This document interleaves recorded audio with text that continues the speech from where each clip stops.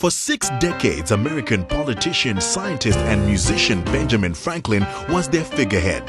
To update the Odemester brand, however, one clear candidate stood out. Jamie Foxx, how are you enjoying South Africa so far? I'm having a fabulous time. I've been to South Africa before. I was on the other side. I was in Mozambique. But this has been incredible. We came to shoot a commercial spot. Everything was fantastic. It moved smoothly. We were just having a great time. There was just enough time to get it done before heading off to do the title role in Quentin Tarantino's new film. Stand-up comedy, music, acting. Where does your passion lie? Because you do all three exceptionally well. Wow, you know what? I would have to say, in order, music. I actually started out playing the classical piano. I went to college on a classical piano scholarship, but there was no way to make money off of classical piano, so I was always good at telling a couple of jokes and doing impersonations and things like that. So I went on stage in LA when I was, just turned 19, and I would just do impersonations, Cosby because Jello pudding, and Mike Tyson, heavyweight boxing champion. And at the time, I was the only black guy doing the president, Ronald Reagan. Well, as a matter of fact, oh, there you go again. And so, since then, I've kept, all of the stand-up and the impersonations, which is sort of like my core. But to be able to branch out to everything else, especially music.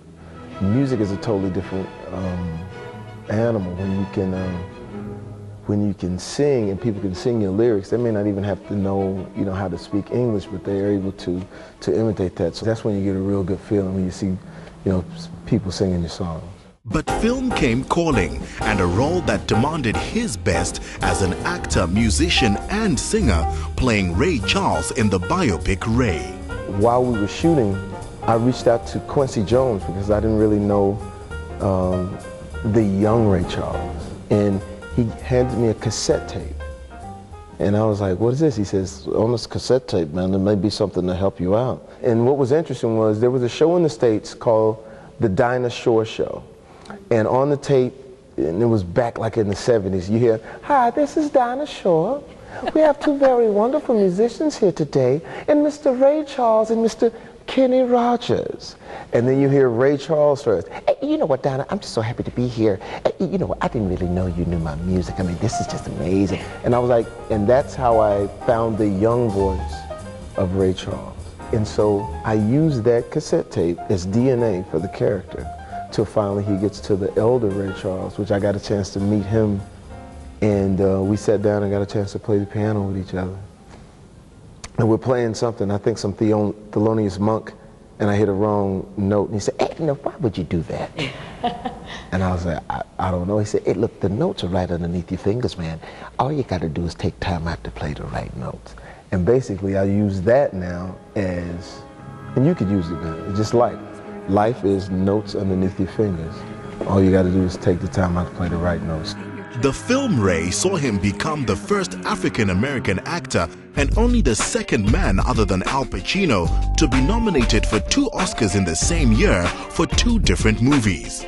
His musical career took off after his collaboration with Kanye West on the single Gold Digger. So he starts to rap and I said, wow, you're the most incredible MC I've heard in a long time. He says, well, would you do a song with me? I said, yeah, I'll do a song with you. So we can do it in the back. I got a studio in the back. And he sings this song. He says, I want you to say, she says she wants some Marvin Gaye, some Luther Vandross. I said, I got it. She says she wants some Marvin Gaye. And I'm doing all this. He says, what are you doing? I said, I got to put the sauce on it because you ain't really singing it. I'm going to sing. He said, can you not put the sauce on it? Can you just do what I tell you to do? Because this is hip hop. I was like, so I sing the song and I'm thinking this song is terrible.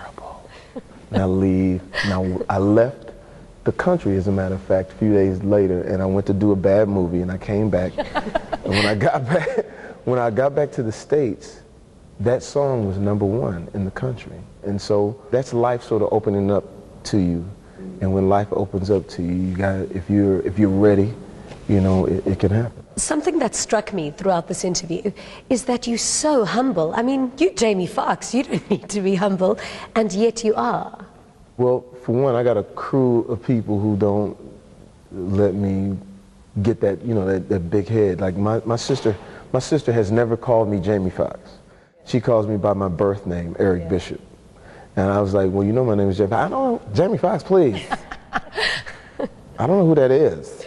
So by having that, that's what keeps you humble, because you see people that you grew up with that remember you from being just that big-headed kid that was running around in Terrell, Texas. And as you grow and you get older, you start to learn that it's not about the money, it's not about any of the fame. What it is, it's about all of the things that are inside you, your dreams and your passions for your creativity. You want to be able to get those out. And that will be your legacy. You'll be able to look back and say, man, we did that year, we did this that year, because all of the money and everything else and the attitudes, you can't take that with you. And what I always know about this business, you'll go here, you get the attitude and you trip out on people, and when you go there, you know, those people, if they still dig you, they'll still, you know, treat you with a certain amount of respect, but if they don't, you know, it's a long fall.